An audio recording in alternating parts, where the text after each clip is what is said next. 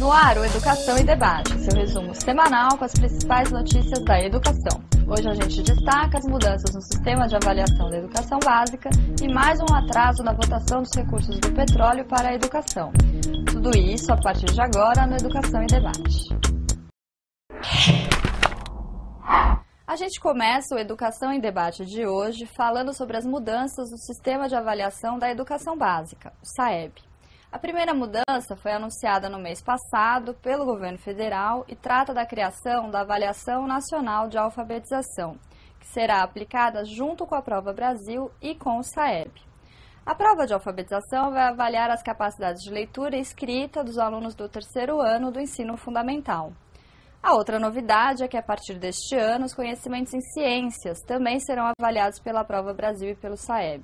Com essas duas mudanças, os testes terão que ser aplicados em 2 dias. Neste ano, os alunos farão as provas entre os dias 11 e 21 de novembro. Apenas os estudantes do 9º ano do ensino fundamental e do 3º ano do ensino médio serão avaliados em ciências. A menos de 6 meses da prova, faltam ainda informações claras sobre as novas avaliações, como a divulgação das matrizes das avaliações de alfabetização e de ciências que serão cobradas na Prova Brasil e no SAEB. Para entender mais sobre esse assunto, Bruno Mazzocco e Elisângela Fernandes conversaram com o especialista em avaliações, Ocimar Munhoz, professor da Faculdade de Educação da Universidade de São Paulo. A inclusão da prova de ciências, ela esbarra numa dificuldade que é a construção de uma matriz. Porque, diferentemente de leitura e resolução de problemas, aspectos sobre os quais é possível um consenso maior, ciências, nós não temos esse quadro. Porém, mais grave é que nós não sabemos qual é a matriz que está sendo utilizada para a produção dos itens. Aliás, da Avaliação Nacional da Alfabetização, nós também não temos. Há uma suposição de que seja a matriz da Provinha Brasil. Mas é uma suposição. E isso me parece que rompe com um dos protocolos de uma realização de avaliação. Qual seja de que haja inicialmente uma matriz, onde é explicitado aquilo que será objeto de avaliação. E avaliar o desempenho em leitura é algo extremamente importante, porque a leitura é uma pré-condição para o aproveitamento da escolarização. Então, desse ponto de vista, nós temos um bom sistema de avaliação. Porém, é um sistema incompleto.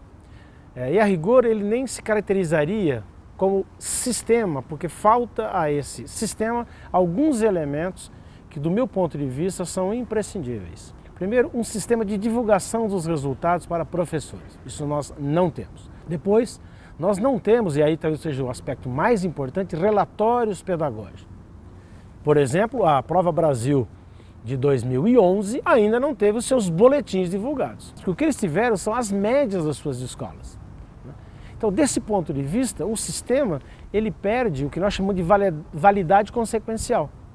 Ou seja, ele não é capaz de favorecer que os seus resultados sejam utilizados para alavancar o processo de ensino e de aprendizagem. Um outro aspecto que também é preciso ressaltar é que o Ministério da Educação não está conseguindo fazer a devolutiva dos resultados da Prova Brasil. Ora, a alfabetização ela demanda respostas do ponto de vista da avaliação, eu diria, imediatas. O que adianta uma escola saber 2 anos, ou que seja 1 ano depois, como estava uma determinada criança? E, aliás, não vai saber como estava uma determinada criança. Então, uma coisa é uma avaliação, por exemplo, por amostragem, para efeito das políticas, algo que pode ser feito a cada 3, 4 anos. Não de forma censitária, como está sendo desenhado a Avaliação Nacional da Alfabetização. Então o problema não é simplesmente que vão gastar mais dinheiro. O problema é que vão gastar muito dinheiro cujos frutos, do ponto de vista pedagógico, são muito reduzidos. Então é um investimento que não vale a pena. Do ponto de vista da influência da prova no currículo, um problema que nós precisamos investigar em que medida ele estaria ocorrendo é o tempo que algumas escolas estariam gastando para preparar os seus alunos para essas provas, organizando os chamados simulados. Isso sim pode ser algo que diminua, na verdade, o desenvolvimento curricular e não produz o efeito que essas escolas supõem. Eu diria que as escolas devem olhar para a matriz de avaliação, no caso do SAEB, e cotejá-la com aquilo que desenvolve no seu currículo. Mas não podem esperar da matriz de avaliação do SAEB o guia, né, o referencial para a construção do seu currículo. Porque, insisto, um currículo da Escola de Educação Básica, especialmente no ensino fundamental e no ensino médio, deve abarcar um conjunto de aspectos que transcendem em muito leitura e resolução de problemas, ainda que leitura e resolução de problemas sejam aspectos, podemos dizer, cruciais do processo de escolarização. Os deputados decidiram deixar para agosto a votação do projeto que define os recursos dos royalties do petróleo e do Fundo Social do Pré-Sal que irão para educação e saúde. Como nós já te contamos aqui, o projeto voltou para a Câmara, porque os senadores fizeram mudanças e diminuíram o montante que seria destinado à educação. Os deputados sinalizaram que poderiam retomar o projeto original e a base aliada ao governo não chegou a um acordo. Com o impasse, a votação ficou mesmo para o início de agosto, após o recesso informal dos parlamentares, que começou no dia 17. Enquanto isso, como você já acompanha com a gente, aqui no Educação em Debate, a novela para aprovação do Plano Nacional de Educação ainda não terminou. O plano, que deveria ter entrado em vigor em 2010, passou lentamente por votações na Câmara e, neste momento, está parado no Senado, aguardando votação de 2 comissões. As informações são do Estado de São Paulo. Número da semana.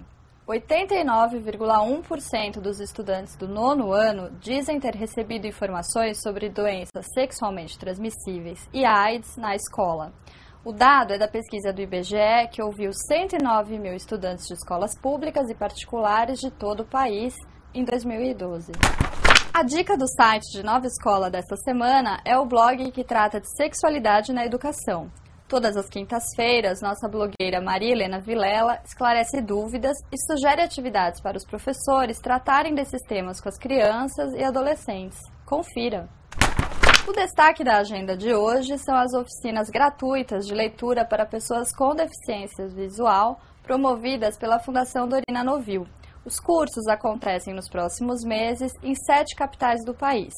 A Fundação também está distribuindo 50 mil exemplares de livros acessíveis para bibliotecas e escolas públicas. Para saber mais, acesse novaescola.org.br/agenda. E não se esqueça de assinar nosso canal no YouTube. É isso por hoje, obrigada e até semana que vem.